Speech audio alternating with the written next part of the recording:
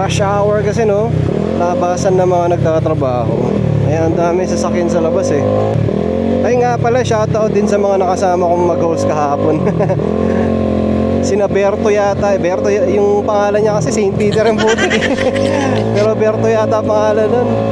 Si Jace, sa ating isa. Tapos si Joshua Bongon, yung anak ni Pap Pap sa Bongon Racing Team. At saka kay Iku, pare ko na taga QC. Shoutout din sa'yo, since talagang tinapos na yung live.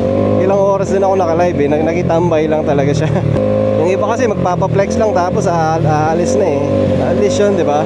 Nakitambay, nakikwentuhan. Sumasagot pa siya sa mga tanong ng mga ibang nagko-comment dun sa live.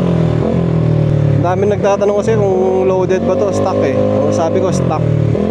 Stock naman talaga siya. Ganda ng panahon talaga, oh.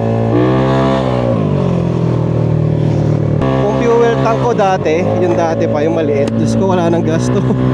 Kanina pa siya ubos.